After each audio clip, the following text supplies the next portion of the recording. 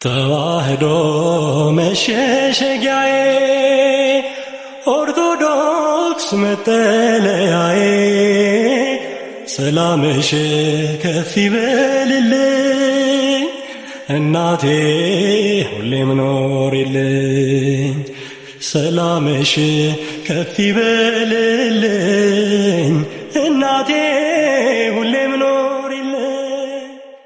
በስመ አብ ወወልድ ወመንፈስ ቅዱስ አሐዱ አምላክ አሜን። ሰላም ተወዳጆች እንደምን አላችሁ? እኔ የፍጥረት ባለቤት እግዚአብሔር ይመስገን በጣም ደህና ነኝ። እንኳን ለሥላሴ ወራዊ በዓል አደረሰን አደረሳችሁ። እንግዲህ ተወዳጆች ዛሬ ምክንያት የማደርገው በዚህ ዕለት እንግዲህ ስለ ሥላሴ ቤተክርስቲያን በብዙ ታስተምረናለች።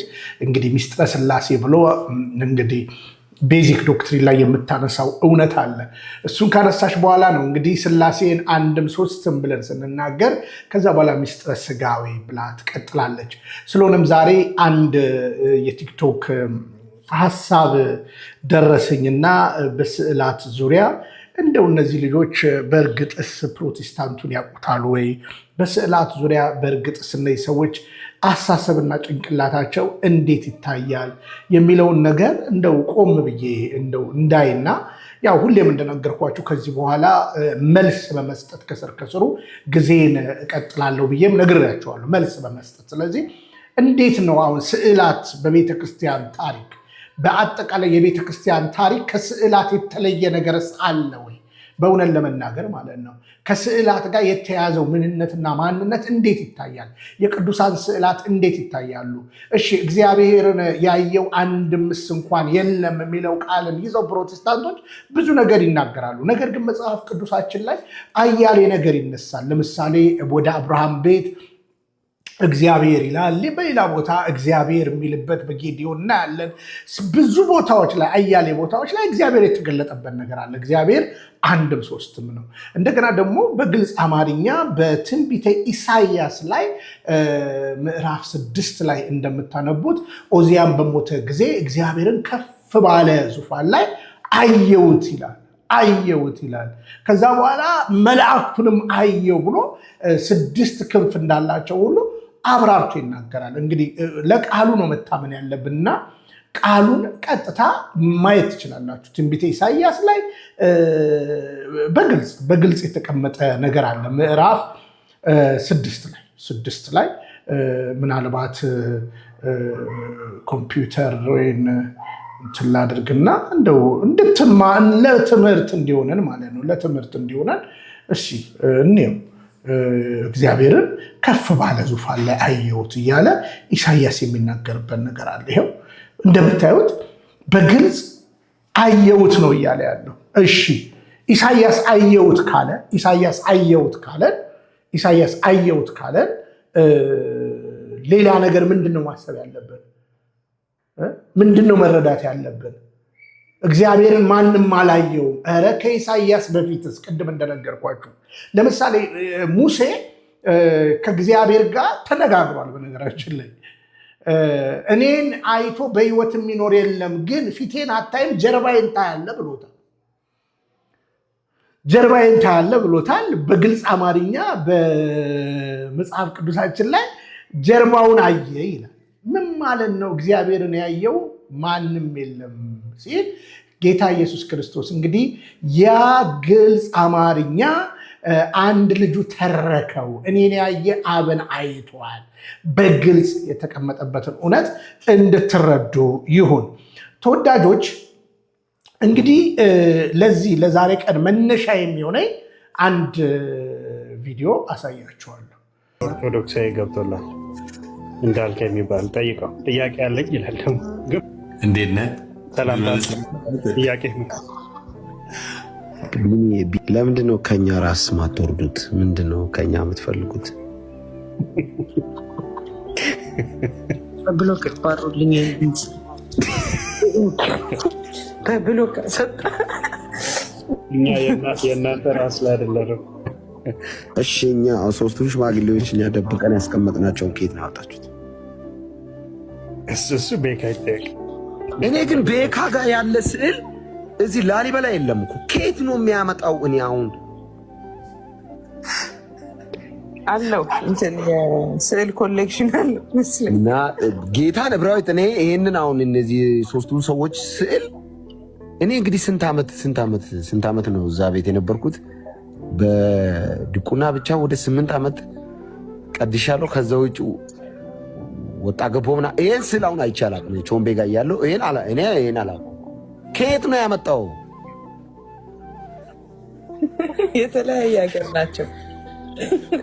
እነዚህ ደግሞ አይመሳሰሉ መሰለኝ ሶስቱ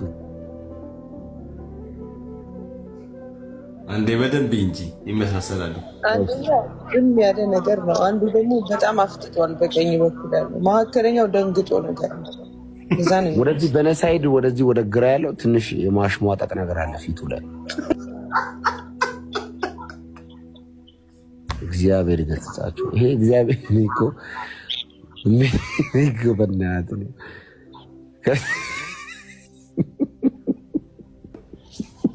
ባሲሬ ነግረናል። ኦርቶዶክስ ገብቷል። የቡዲዝም ስዕል ይሁን ተደባብረው ነው የሚመስለው ሶስቱ ነው። እሺ እንግዲህ ቤተክርስቲያንን ያሳጡ መስለው ያነሱት ሀሳብ አለ ማለት ነው። እና እንግዲህ የቅዱሳን ስዕላት በቤተክርስቲያን ታሪክ የታመነ ነው። በነገራችን ላይ ስዕላት በእያንዳንዱ የቅዱስ ትውፊት ውስጥ አይነተኛ ሚና አላቸው። እንግዲህ የተለያዩ ሰዎች በተረዱበት መረዳት የሚስሉት ስዕላቶች አሉ። ቤተክርስቲያን ደግሞ አንጥራ ያንን ነገር ትቀበላለች። ዞሮ ዞሮ ማስተማሪያ ናቸው፣ ውክልና ናቸው። በቅዱሳን ንብረት ውስጥ አየው ለሚሉት አባቶች ቤተክርስቲያን ያላቸውን ማንነት አይታ እውቅና ትሰጣለች። እና ስዕላት ዛሬ ነው ወይ የተጀመሩት? አሁን እንዳልክ እንግዲህ ያፌዙ ይመስል የተለያየ ነገር እየዶለቱ ነው፣ እንደ ፌዝ አድርገው ማለት ነው። ግን ምንድነው ስዕላት የሚለውን ነገር በግልጽ አማርኛ በእያንዳንዱ በቅዱስ ትውፊት ላይ የተቀመጠ እውነት ነው። ይልቁኑ ደግሞ የኢትዮጵያ ኦርቶዶክስ ተዋሕዶ ቤተክርስቲያን በብዙ ጥንቃቄ ይሄን ጉዳይ እያስተማረች ይሄን ጉዳይ ይዛ ነው የቀጠለችው ማለት ነው። ዛሬ እንዳልክ መጥተው ሳያቋት ወጥተው ባልተገባ መንገድ ኦርቶዶክስን ተረድተው የተለያየ ነገር ሊሉ ይችላሉ። በነገራችን ላይ አንዳንድ ኦርቶዶክሳውያንም አሁንም ቀሚስ ለብሰው መምህር ነን የሚሉ ሳይማሩ የሚያስተምሩ ያልገባቸው ሰዎች እንዳሉ በግልጽ አማርኛ ልታስቡ ይገባል። አሁን ትናንትና ወንድሜ ደምረው የተናገራቸው ነገሮችን አንዳንዶች እንደፈለጋችሁ ስትናገሩ አድርጋችኋል፣ አይቻለሁ። ስህተት ነው የተናገረው፣ የቤተክርስቲያን ትምህርት አይደለም። እንኳን እሱ እኮ በነገራችን ላይ ማነው ስሙ ፈለገ አትናቴዎስ ራሱ አንዳንድ የሚናገረው የቤተክርስቲያንን ትምህርት አይደለም። በስዕላት ዙሪያም ሳያጠኑ እየቀረቡ ብዙ ነገር ማድረግ ይቻላል ኮይኑ ከመጣ በሚል የስህተት ነገሮች ሲራመዱ ታይተዋል። እንግዲህ የመጀመሪያው ነገር ምንድነው? ስዕላት ምንድናቸው ነው። ስዕላት ምንድናቸው የሚለውን የቤተክርስቲያን ትምህርት ገዢ ሀሳብ ሊኖረን ይገባል ብዬ ነው የማምነው። ለምሳሌ ቅድም ብያቸዋለሁ፣ አብርሃም ከዛ በኋላ እያንዳንዱ ብትመጡ ጌዲዮንን ብታነሱ፣ ኢያሱን ብታነሱ መላእክት አየው እግዚአብሔርን አየው የሚሉ እያሉ ይመጣሉ። በነገራችን ላይ ሐዋርያው ቅዱስ ጴጥሮስም በሐዋርያት ሥራ ምዕራፍ 2 ላይ ምን ይላል? ስለ ጌታችንና መድኃኒታችን ኢየሱስ ክርስቶስ ምዕራፍ 2 ቁጥር 25 ላይ አየውት እግዚአብሔርን ብሎ ይናገራል። አየውት እግዚአብሔርን ብሎ ይናገራል። የሚገርማችሁ በ66ቱ መጽሐፍ ላይ የዛን ጽሑፍ ምንድነው የዛን ጽሑፍ አያስቀምጠውም። በነገራችን ላይ በግልጽ የምነግራችሁ አያስቀምጠውም። ዋቢ የሚያደርገውን ንጉሥ ዳዊት ይሄን ነገር የተናገረው የቱ ጋ ነው የሚለው 66ቱ መጽሐፍ ላይ አያስቀምጠውም። ነገር ግን 80 ላይ ብትሄዱ መዝሙር 16 ቁጥር 8 ላይ ከ8 ጀምሮ ይናገራል። ሁልጊዜ እግዚአብሔርን በፊቴ አየዋለሁ ይላል ንጉሥ ዳዊት። በቀኜ ነውና አልታወክም ይላል። እግዚአብሔር ምን በፊቴ አየዋለሁ። አሁን ሰሞኑን ታውቃላችሁ ፕሮቴስታንቶቹ ምንድን ነበር ጀምሮ የነበረው ማን ሳላልክ የሚል ነው እና ዘጸአት ምዕራፍ 20 እዛው ላይ እኮ እንደገና ደግሞ የጭቃ መሰዊያ አዘጋጅ ብሎ ሲናገር ታያላችሁ። ከተማይቱን ሳል የሚል አለ እና አሁን አንዳንዶች እንዴት ነው የምትረዱት? ስዕላት እኮ የታመኑ ናቸው። በቅዱስ ትውፊት በቤተ ክርስቲያን ታሪክ ስዕላት ተነጣጥለው አይታወቁም። በነገራችን ላይ ማለት ነው አሁን የካታኮምቦን መሰል ነገሮችን ከማየት አንጻር ብቻ ሳይሆን ስዕላት እንዴት ይታያሉ? ለምሳሌ ንጉሥ ዳዊት በመዝሙር ምዕራፍ 16 ከቁጥር 8 ጀምሮ ተናግሮታል። ሐዋርያት ሥራ ምዕራፍ 2 ቁጥር 25 ላይ ቅዱስ ጴጥሮስ በመንፈስ ቅዱስ ተሞልቶ ሲናገር የዳዊትን ኮት አድርጎ ይናገረዋል ማለት ነው። ያ ብቻ አይደለም ተወዳጆች፣ ቅድም እንግዲህ አልወጣ ያለኝ ጥቅስ ሲያውን ለማውጣት እሞክራለሁ። ትንቢተ ኢሳይያስ ምዕራፍ 6 ላይ ንጉሥ ኦዚያም በሞተበት ዓመት እግዚአብሔርን በረዥምና ከፍ ባለ ዙፋን ላይ ተቀምጦ አየሁት። የልብሱን ዘርፍ በደንብ ስሙ፣ የልብሱን ዘርፍ መቅደሱን ሞልቶት ነበረ። መቅደሱን ሞልቶት ነበር የልብሱ ዘርፍ። ሱራፌልም ከእርሱ በላይ ቆመው ነበር፣ ለእያንዳንዱም 6 ክንፍ ነበረው። 2 ክንፉን ፊቱን ይሸፍን ነበር፣ በ2 ክንፉ እግሮቹን ይሸፍን ነበር፣ በ2 ክንፍ ይበር ነበር። 6 ክንፍ ነበራቸው። አንዱም ለአንዱ በደንብ ስሙ፣ ቅዱስ ቅዱስ ቅዱስ የሰራዊት ጌታ እግዚአብሔር፣ ምድር ሁሉ ከክብሩ ተሞልታለች እያለ ይጮ ነበረ። የመድረኩ መሰረት ከጯዊው ድምፅ የተነሳ ተናወጠ። በደንብ ስሙኝ ወዳጆቼ፣ በደንብ ስሙኝ። አየው እያለ እየተረከ ነው። ማ ኢሳይያስ። ከዛ በኋላ ምን ይላል? ከጯዊው ድምፅ የተነሳ የምድርን መሰረት ከጯዊ ድምፅ የተነሳ ተናወጠ፣ ቤቱም ጢስ ሞላበት። እኔም አለ፣ በደንብ ስሙኝ፣ ከንፈሮቼ የረከሱብኝ ሰው በመሆኔ ከንፈሮቻቸውን በረከሱባቸው ሕዝቦች መካከል በመቀመጤ ዓይኖቼ የሰራዊት ጌታ ንጉሱን እግዚአብሔርን ስላዩ በደንብ ስሙኝ፣ ስላዩ ጠፍቻለሁና ወዮልኝ አልሁ።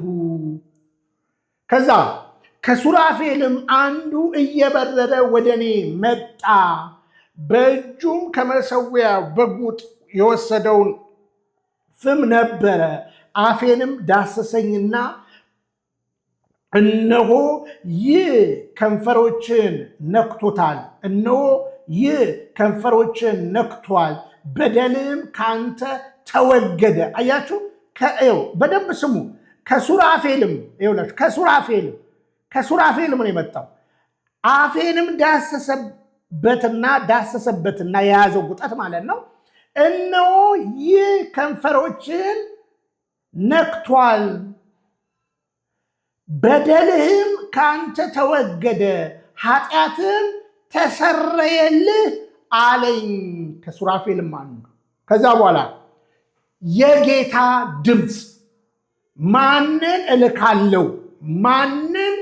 እልካለሁ? ቀጥሎስ ማንስ ይሄድልኛል? አይደለም ይሄድልናል፣ አንድም ሶስትም የሚለው እውነት የታየበት ይሄድልናል ሲል ሰማው። እኔም እነሆ እኔን ላከኝ አልሁ እያለ ድንቅ አገላለጽን ይናገራል ኢሳይያስ። አሁን ተወዳጆች በደንብ ስሙኝ። አየው የሚሉ በብሉይ ኪዳን ብዙ ቦታ ታገኛላችሁ ወገኖች። ኢሳይያስ ምዕራፍ 53 ላይ ብታነሱ አረብ የቱን አንስቼ በጣም ብዙ ቦታ። ስለዚህ ያዩትን መሳል ኃጢአት አይደለም። ስለዚህ በቤተ ክርስቲያን የታመን ይልቁን ደግሞ የኢትዮጵያ ቤተ ክርስቲያን ታሪክ በሚገርም ሁኔታ 2 የአሳሳል የመገለጫ ነገር አለ በግልጽ። ይሄንን እንግዲህ ከወንድማችን ጸጋዬ ክፍሉ የቴሌግራም ቻናል ላይ ማየት ትችላላችሁ። በግልጽ የተቀመጠ ነገር ነው። ስለዚህ ቀለማቱ ራሱ ትርጉም ያለው ይልቁኑ የኢትዮጵያ ኦርቶዶክስ ተዋሕዶ ቤተክርስቲያን ይህንን ጉዳይ በጥንቃቄ እንደምታይ ማየት ትችላላችሁ። ለምሳሌ በእኛ ቤተክርስቲያን የታመነ ስዕል አለ። ለምሳሌ አንድ የእኛ ቤተክርስቲያንን ስዕል ላሳያችሁ። ለምሳሌ ይሄ ስዕል ተመልከቱ። በግልጽ አማርኛ የተቀመጡ 24ቱ ሽማግሌዎች። ኦኬ፣ ይሄ ስዕል በመጽሐፍ ቅዱስ ላይ የታየበት ቦታ የለም? በምናባችን የምናስበው ነገር የለም? አለ። እንመልከት። ትንቢተ ራእይ እንምጣ። እንግዲህ ትንቢተ ራእይ ምዕራፍ 1 ላይ ዮሐንስ በዛ ደሴት ላይ ተጥሎ በነበረ ጊዜ ያ ከደረቱ የማይጠፋው በደረቱ ቅርብ የሆነው ተብሎ እንደተነገረለት ወጣቱ ደቀ መዝሙር ዮሐንስ ጌታችንና መድኃኒታችን ኢየሱስ ክርስቶስን በዮሐንስ ምዕራፍ 1 ላይ የሚናገረኝን ለማየት ዞር ባልኩ ጊዜ ብሎ ስለ ጌታችንና መድኃኒታችን ኢየሱስ ክርስቶስ በግልጽ ይናገራል። ይሁንና አሁን በዮሐንስ ራእይ ላይ ደግሞ በራእይ መጽሐፍ ላይ በግልጽ ምን ብሎ ይናገራል? እንዲሁ የምታየው ምዕራፍ 4 ላይ እንዲሁ የምታየውን በጽሑፍ ጽፈህ ወደ ኤፌሶን፣ ወደ ሰምሬስ፣ ወደ ጴርጋሞ፣ ወደ ቲያጥሩ፣ ወደ ሰርዴስ፣ ወደ ፊላደልፊያ፣ ወደ ሎዶቅያ፣ በእስያ ወዳሉት ወደ 7ቱ አብያተ ክርስቲያናት ላካለኝ። አሁን በደንብ ስሙ። የሚናገረኝንም ለማየት ዞር አልኩኝ። ይሄ ምዕራፍ 1 ላይ የተነገረው ንግግር ነው። ምዕራፍ 1 ላይ እየሳለው ነው። ትላንትና አብሮት የነበረው ነው። መጽሐፍ ቅዱስ የባሪያን መልክ ይዞ ወረደ ይላል። የሕማም ሰው ሆነ። አስቡ እንግዲህ ዮሐንስ በቅዱስ ትውፊት ጌታችንና መድኃኒታችን ኢየሱስ ክርስቶስን በቀራንዮ መስቀል ላይ ምስለ ፍቅሩ ወልዳ የሚባለውን ቅዱስ ሉቃስ እንደሳለው ስዕል አድኖ ከምንለው ጌታ ተሰቅሎ የሳለው ዮሐንስ ነው። ያ ደምግባት የሕማም ሰው የተባለውን የሚናገረኝን ለማየት ዞር ባልኩ ጊዜ ብሎ ሲናገር በዮሐንስ 1 ቁጥር 11 ጀምሮ እንደዚህ ይላል። የሚናገረኝን ድምፅ ለመስማት ዞር አልኩ። ዞርም ብዬ 7 የወርቅ መቅረዞችን አየው። በመቅረዞችን መካከል የሰው ልጅ የሚመስል አየው። እርሱም እግሩ ድረስ ልብስ የለበሰ ደረቱም በወርቅ መታጠቂያ የታጠቀ ነበረ። ራሱና የራሱም ጠጉር እንደ ነጭ የበረዶ ጠጉር እንደ ነጭ የበግ ጠጉር እንደ በረዶም ነጭ ነበሩ። ዓይኖቹም እንደ እሳት ነበልባል ነበሩ። እግሮቹም በእቶን የነጠረ የጋለ ናስ ይመስሉ ነበረ። ድምፁም እንደ ብዙ ውኆች ድምፅ ነበረ። በቀኝ እጁም 7 ከዋክብት ነበሩ። ከአፉም በኩል ወገን የተሳለ ስለታም ሰይፍ ወጣ። ፊቱም በኃይል እንደሚያበራ እንደ ፀሐይ ነበረ። ባየሁት ጊዜም እንደ ሞተ ሰው ሆኜ ከእግሩ በታች ወደቅኩ።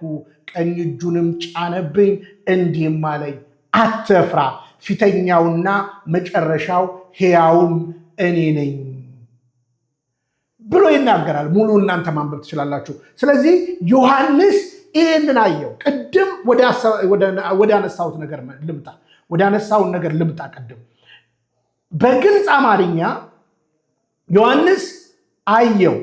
ከዛ በኋላ ወደ ሌላ ክፍል ተሻገረ። ዮሐንስ ወደ ሌላ ክፍል ሲሻገር አሁን ቅድም የቤተክርስቲያንን ስዕላት ላንሳላችሁ። ስለዚህ በእኛ ቤተክርስቲያን የታመነ ስዕል አለ ብዬ ቅድም አሁንም መልሼ ላሳያችሁ። ኮምፒውተሩ እንዳልኳችሁ እንትን እያደረገ ስለሆነ ይህን በደንብ ይሁት። ይህ ስዕል በግልጽ በእኛ ቤተክርስቲያን የታመነ ነው። በደንብ ስሙ፣ የታመነ ነው። ስለዚህ ወደ ምንድን ነው አባቶቻችን በቅዱስ ትውፊት ይህን ነገር ለትምህርት ይህን ነገር ለውክልና የተጠቀሙበት ነገር ብለን ብናነሳ አሁን ይህን ስዕል ራሱ የምታገኙት ቤቱ ጋር ነው ካላችሁ ዮሐንስ ራእይ ምዕራፍ 1 ላይ ከዚህ በኋላ አየው፣ እነሆም በሰማይ የተከፈተ ደጅ እንደ መለከትም ሆኖ ሲናገር የሰማሁት ፊተኛው ድምፅ ወደዚህ ውጣና ከዚህ በኋላ ሊሆን የሚያስፈልገውን ነገር አሳይሃለሁ አለኝ። ወዲያውም በመንፈስ ነበርኩ። ምዕራፍ 1 ላይ በመንፈስ ነበርኩ። በጌታ ቀን በመንፈስ ነበርኩ። እዚህ ጋር በመንፈስ ነበርኩ። እነሆም ዙፋን በሰማይ ቆሟል፣ በዙፋኑም ላይ ተቀማጭ ነበረ። ተቀምጦም የነበረው መልኩ በኢሶጵያድና በሰርዴኖስ ዕንቁ ይመስል ነበረ። በመልኩም መረግድ የመሰለ ቀስተ ደመና በዙፋኑ ዙሪያ ነበረ። በዙፋኑም ዙሪያ 24 ዙፋኖች ነበሩ። በዙፋኑም ላይ ነጭ ልብስ ለብሰው በራሳቸው ላይ የወርቅ አክሊል ደፍተው 24 ሽማግሌዎች ተቀምጠው ነበረ። ከዙፋኑም መብረቅን ድምፅ ነጎድጓድ ይወጣ ነበረ። በዙፋኑም ፊት 7 የእሳት መብራቶች ይበሩ ነበረ። እነርሱም 7ቱ የእግዚአብሔር መናፍስት ናቸው። በዙፋኑም ፊት ብርሌ የሚመስል የብርጭቆ ባህር ነበረ። በዙፋኑም መካከል በዙፋኑ ዙሪያም በፊት በኋላም ዓይኖች የሞሏቸው 4 እንስሶች ነበሩ እያለ ይናገራል። ስለዚህ ነበሩ ያላቸውን ነገሮች በግልጽ አማርኛ በስዕላት ቤተክርስቲያን ታስቀምጣለች። ይኸው እንስሳቶቹ ይቀመጣሉ። ይኸው እያንዳንዱ ነገር ይቀመጣል። 24ቱ ሽማግሌዎች እግዚአብሔር አንድም ሶስትም። ስለዚህ እያንዳንዱን ነገር በቅዱስቱ ፊት የታመነ ነው። አሁን እንግዲህ ሶሻል ሚዲያ ላይ የሚንተከተኩት ሰዎች አሁን አንድ ሰውን ዛሬ አይቻለው እኛን አይወክሉንም ሲል ሰምቻለሁ። እኛን የማይወክል ሰው ቅድም ለጥፈህብን ነበረ። እኔ ቀለሜ እኛን አይወክልም፣ ራሱንም አይወክልም፣ ራሱንም አያውቅም። እንዲህ አይነት ነገር ባታረጉት ጥሩ ነው። እኔ እንደ ወንድም ነው የምናገረው፣ እንደ አባትም ነው የምናገራቸው። ቀለሜ ማንንም አይወክልም፣ ራሱንም አይወክልም፣ ሆዱን ነው የሚወክለው። እኔ በጌታ ቤት ረዥም ጊዜ ነው። ይሄ ተራ ክርክር አያስፈልግም። የጋሽ አለማየሁ ሞገስ መጽሐፍ አንበዋል? ምን የሚለው ለምን አልሰለምኩም የሚለው ትርጉሙ? አዎ አለኝ፣ አንብቤዋለሁ። ካነበብከው ውሻ በቀደደው ጅብ ይገባል ያሉትን ትረሳዋለህ? ይህ አባባል የእሳቸው ሳይሆን ኦፍኮርስ አለበት ያሉት እዚሁ ላይ ነው ያሉት። እና ያ መጽሐፍ ደግመህ አንበው። ውሻ በቀደደው ጅብ ይገባል ያሉትን ማስተዋል አለባቸው። እኔ ተሳዳቢ አይደለሁም። ለመጀመሪያ ጊዜ ላይ ብትገባ ነው ልምድ ስለሌለኝ እንዲሁ ላውራ። ከዚህ በፊት ይቅርታና ግን በጣም የማከብርህ ትልቅ ሰው ነህ። ለእኔ ልዩ ነህ። በቃ ልዩ ነህ አንተ። እኔ እውነት ነው የምነግርህ። ጌታ ምስክሬ ነው። ጌታ ጋር 46 ዓመቴ ነው። ትምህርት ላይ አውሩ። ንስር ዝም በል አሁን። በቃ ትምህርት ላይ አውሩ። እሺ ንስር ይቅርታ። ከዚህ በፊት የሆነ አይ ቲንክ ገብተው ነበር ይመስለኛል። ከዮባ ጋር ያወሩት እኚህ ይመስሉኛል ካልተሳሳትኩ የሆነ ሰዓት እና ፓስተር ኖት ይቅርታና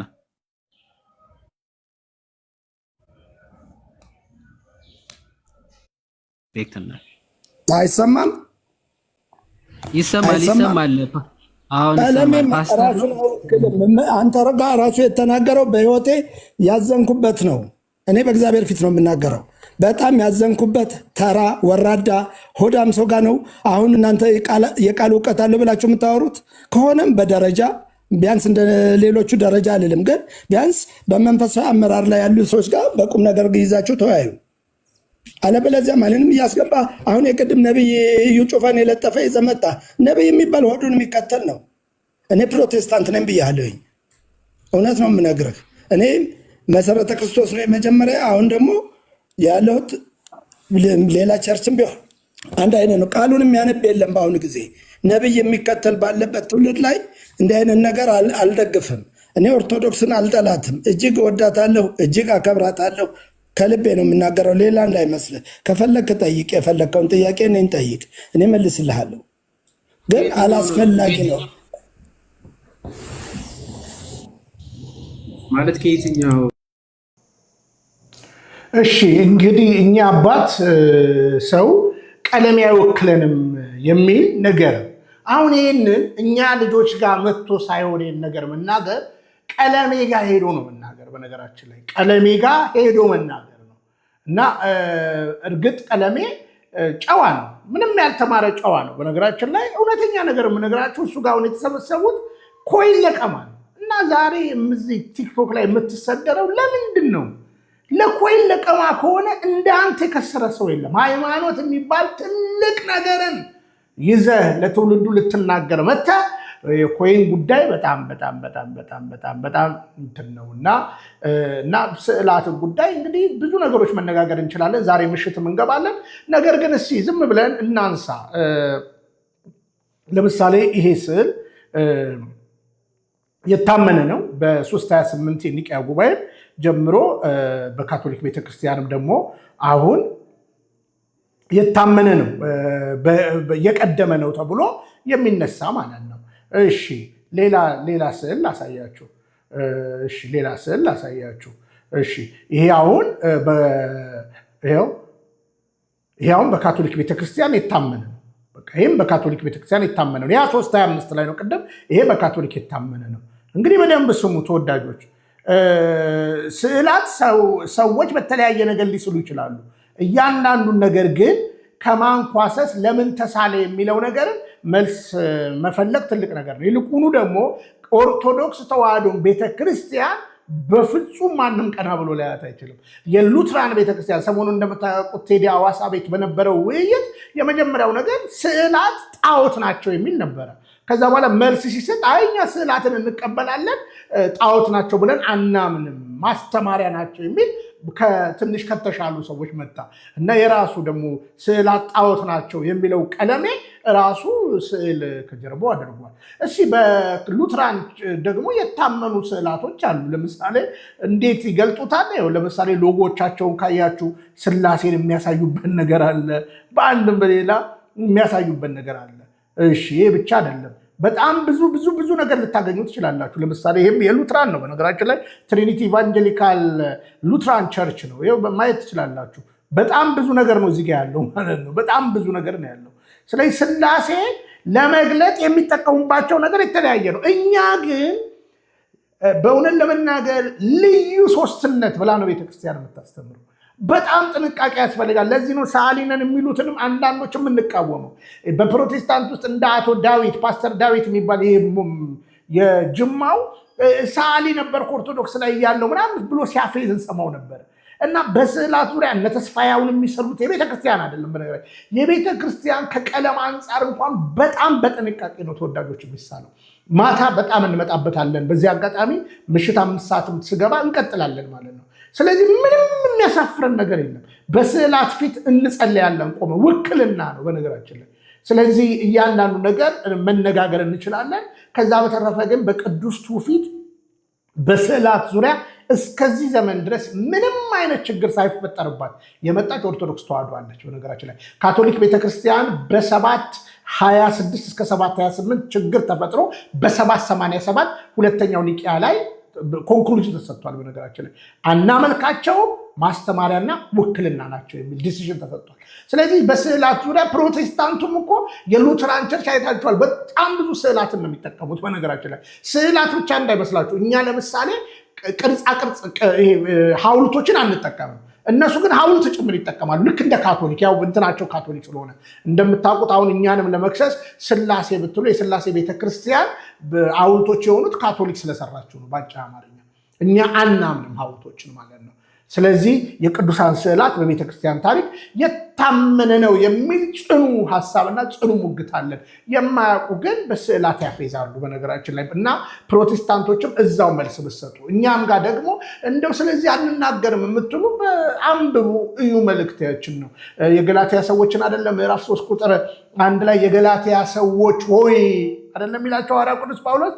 የገላትያ ሰዎች ሆይ ምን አይነት የማታስተውሉ በዓይናችሁ ፊት ክርስቶስ እንደተሰቀለ ሆኖ ተስሎ ነበረ። እንደተሰቀለ ሆኖ በዓይናችሁ ፊት ተስሎ ነበረ።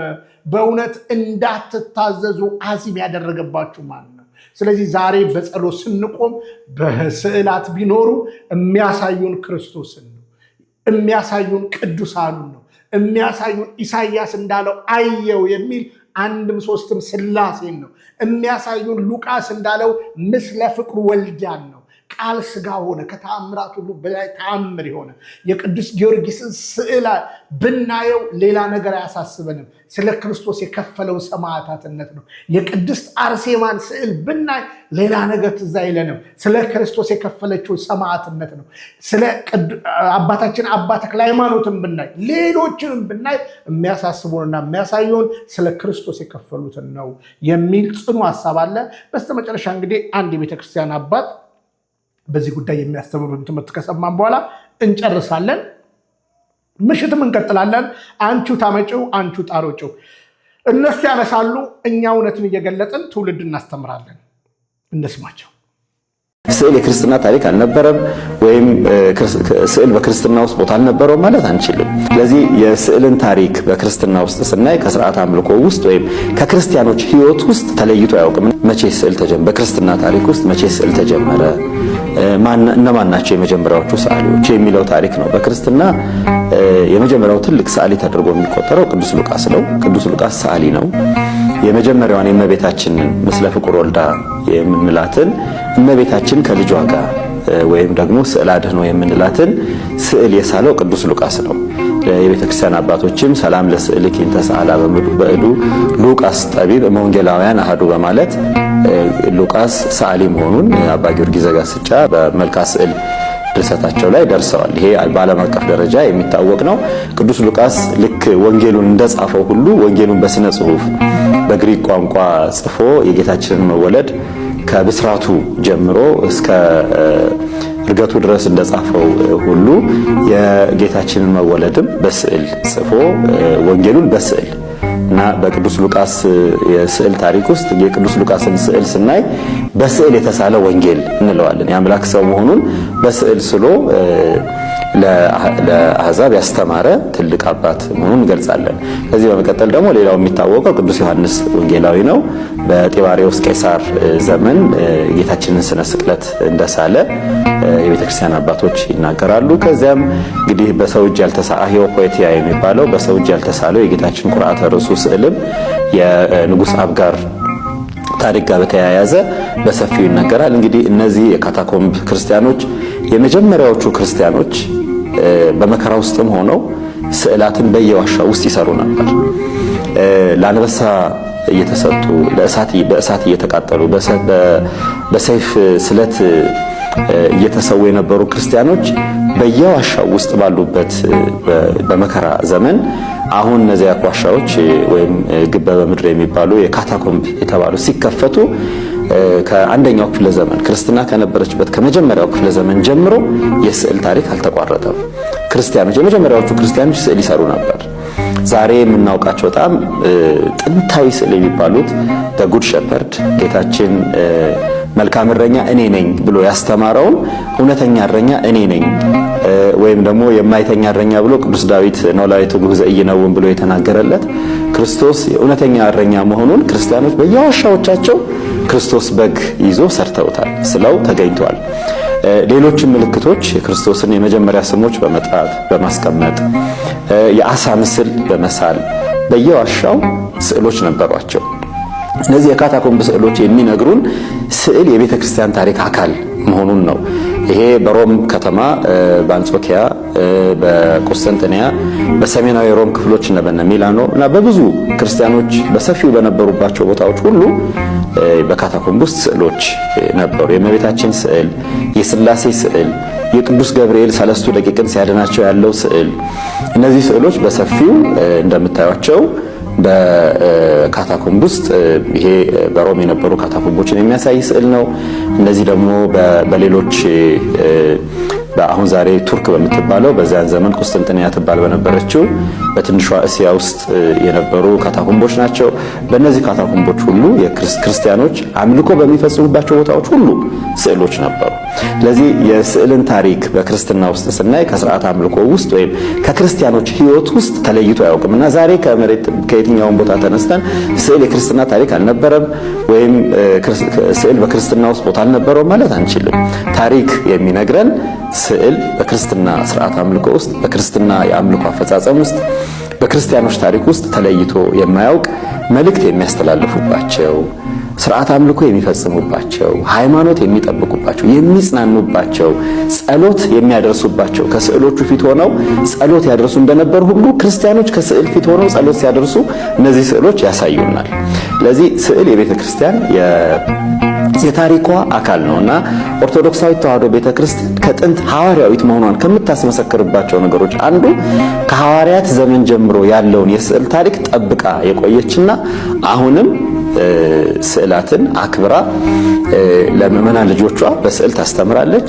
በስርዓት አምልኮ ውስጥ ሁሉ ቀደምት አባቶቻችን ያደረጓቸውን ተጋድሎዎች፣ ለአንበሳ መሰጠታቸውን፣ በሰይፍ መተርተራቸውን፣ በእሳት መቃጠላቸውን እነዚህን እያሰበች ታስተምራለች እና በስዕል ታሪክ ውስጥ በተለይ የጌታችን ታሪክ ከብስራቱ እስከ እርገቱ እስከ ዳግም ምጽአቱ ድረስ ክርስቲያኖች እየሳሉ ያስተምሩ እንደነበር በመጻሕፍቶቻቸው በአምልኮ ቦታዎቻቸው ሁሉ እንደነበሩ የስዕል ታሪክ ይነግረናል።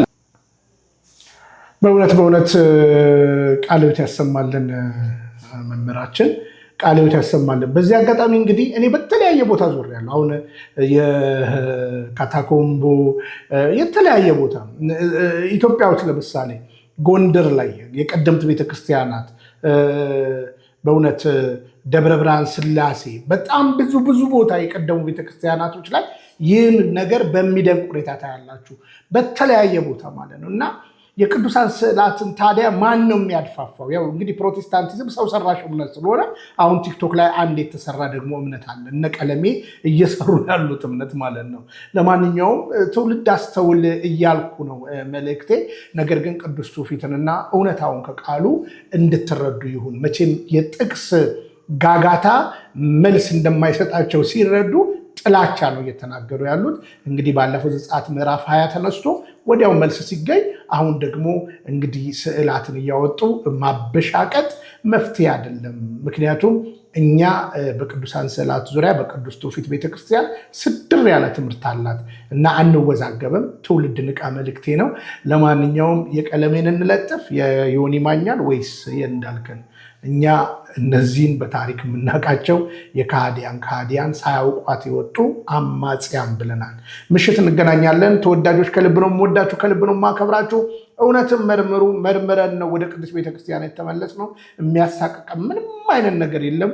ምሽት እንገናኛለን 5 ሰዓት ላይ። ብንያም ሽታዬ ነኝ፣ ፍቅረ ኢየሱስ ከስደት ሀገር ኡጋንዳ ካምፓላ። ሰላም፣ እግዚአብሔር ከሁላችን ጋር ይሆን። ሰላም።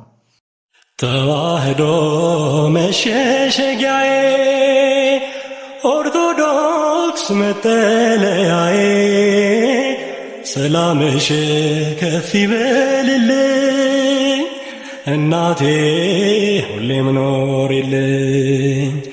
ሰላምሽ ከፍ ይበልልኝ እናቴ ሁሌም